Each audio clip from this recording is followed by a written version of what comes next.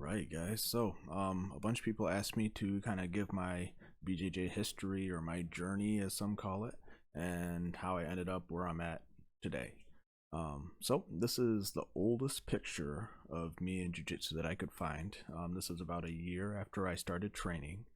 Um, how I got to this point is when I was in the Navy back in like 2002. I went to search and rescue swimmer school, and while I was there, one of the guys that I was training with told me that he did cage fighting, and I thought he was full of crap. I thought that cage fighting was just something that happened in the movies. It wasn't like an actual real life thing. Um, but he said it. I said he was full of crap, and then just kind of stayed in the back of my mind. And then when I got out of the Navy in 2005, I was looking for something physical to do because I missed wrestling. I missed having that kind of physical outlet that I got through swimming in the Navy, and I really wanted something to do. And I was like, well, this guy said he did cage fighting. I didn't know it was MMA at the time. Let me look into it and see if that's like an actual thing. And of course it was. And so I started researching what the best martial art was for cage fighting or MMA, and everywhere that I looked said jiu-jitsu. So then I looked up some jiu-jitsu schools in Grand Rapids, found one, BJJ, and called up the owner, went and trained. The owner at that time was a brown belt named Clint, and he was under George Gurgel, my very first black belt, and still a good friend to this day. An amazing person and competitor and jiu-jitsu guy out of Ohio. So I went in, started training, got absolutely wrecked the first couple weeks. I thought having a wrestling background and being a fairly athletic guy that I would be okay, and I was just getting destroyed and fell in love with it. So it kept coming back, kept training. About 6 months in, I got my blue belt. At least at the time, George said that it was the earliest he'd ever given anyone their blue belt. And he told me, James, if you ever quit, I'm going to find you and kick your butt. And thankfully, I never did, because he is a scary man, and I definitely believe he would have found me and kicked my butt.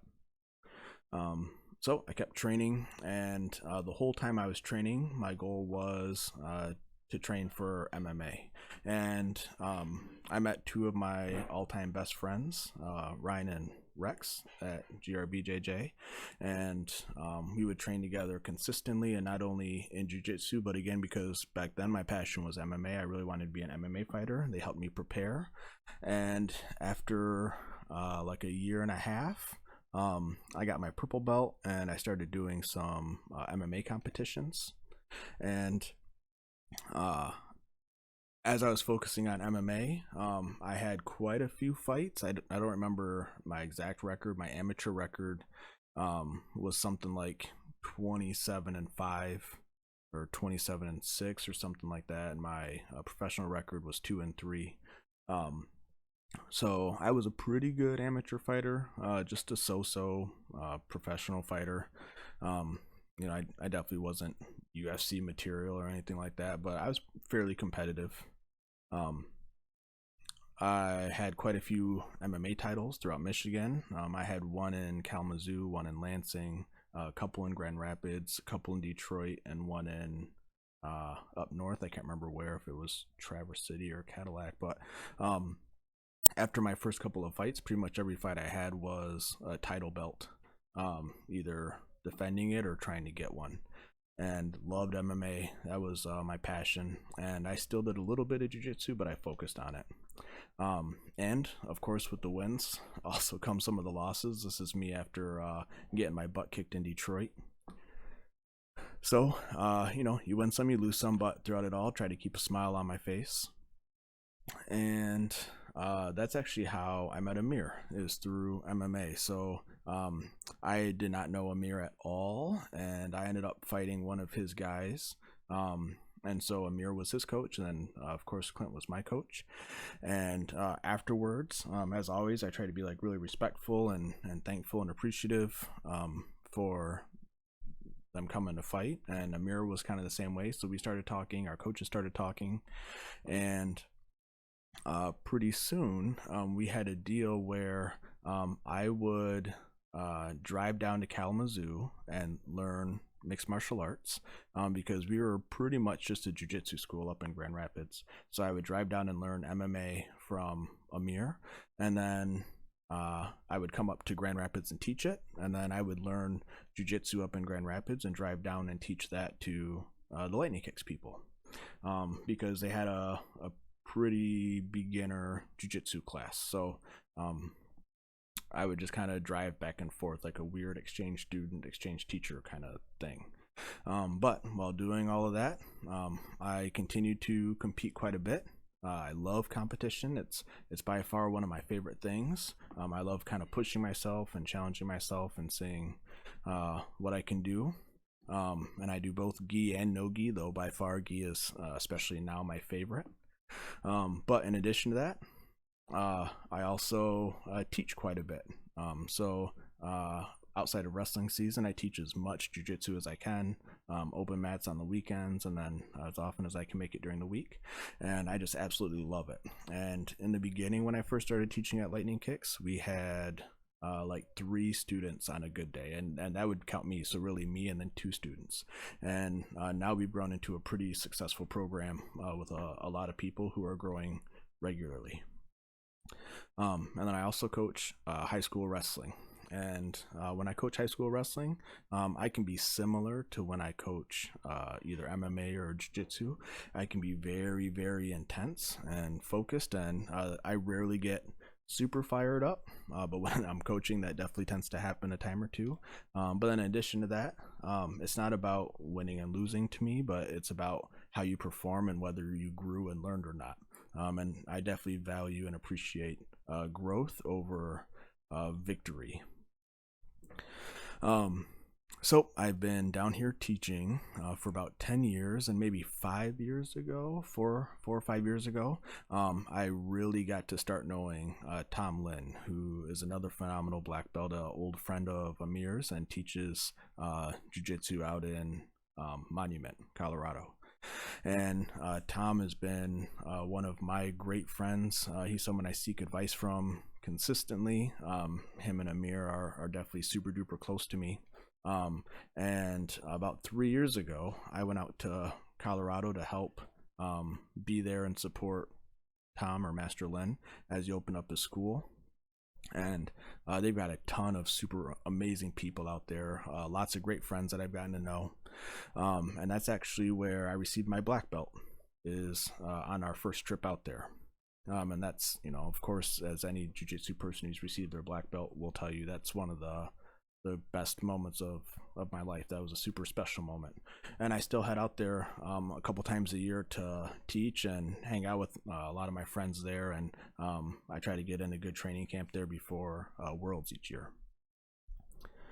And through Tom, I got to meet Buyu, who is now my black belt professor, an amazing jiu-jitsu person. And he's the one that awarded me my black belt, and have gotten to get pretty close to him, especially through our trips at Worlds. So he really convinced me, him and Tom, to go out and compete at Masters Worlds, and that's now become probably my number one thing I look forward to every single year, is getting to go out to Worlds and get to meet and train and compete and hang out with my teammates from all over the country, whether it's Miami, Colorado, Michigan, or out in Philadelphia. And again, Buyu's been one of my super close friends. I started learning Portuguese because I want to try to compete with them, and I want to try to speak with him in Portuguese. I think that would just be super cool to be able to kind of converse with him. And he's just one of those people that really inspire you to try to be your best. And so I'm super thankful to have gotten to meet him and get close to him. And I mean, really, that's kind of me up to the present day. So I compete as much as I can, I teach as much as I can, and I do jiu-jitsu because it really makes me the best person that I can be. Some things that I really value and appreciate about jiu-jitsu is you really have to learn and grow in order to be successful. If you refuse to kind of put yourself out there, if you refuse to get out of your comfort zone, you're not going to get anywhere. If you just want to do everything your way, it's probably not going to work too well. You really have to be open and receptive to what people have to tell you. And I also love how many friends I've made. Whether they're from different schools, different states, different cities. I have jiu-jitsu friends all over the country that I talk to regularly. Whenever I'm in their area, they've always got a place for us to crash, or they want to meet up for something to eat, just to talk. And you really get an extended family that is there for you no matter what. But then you also develop really good bonds with your local people, right? So people who train with you at your school.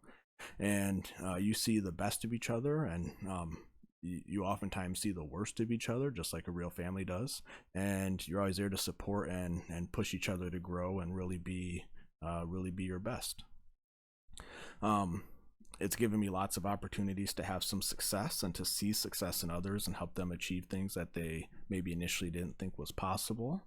But it also pushes you to really be uncomfortable and get used to that.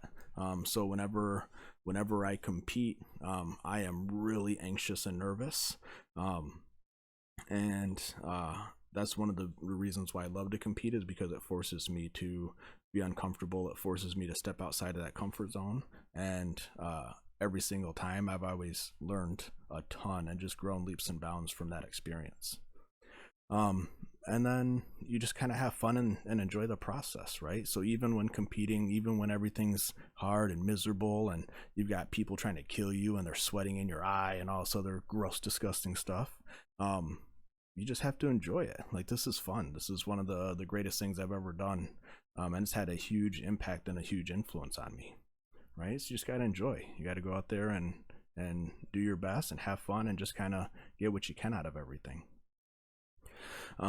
And I've been lucky to be surrounded by great people like Amir and Tom and Buyu and everyone of my students and everyone that trains at Lightning Kicks and who I've interacted with. Some relationships have ended poorly, some relationships have ended great, and some relationships have lasted for 15 years. And every single one of those have had some impact and helped mold me into who I am today. And so I'm just super thankful of where we're at. And I will continue to teach and compete in jiu-jitsu until I am physically unable to. And then I'll probably be walking around being old and crotchety and angry, and I'll be in there talking like coach, like, hey, it's time to go do some work. And hopefully I can then start to impact people as much as coaches impacted people. So that's kind of my story, how I got to where I'm at, and hopefully that shed a little bit of light on me. If there's something you want to know about me that I didn't talk about, go ahead and let me know. Either shoot me a message or leave me a comment. And if there's a few of them, then maybe I'll do a short little follow-up video just to answer some of those things. But thanks for tuning in, and I will talk to you guys later. See ya.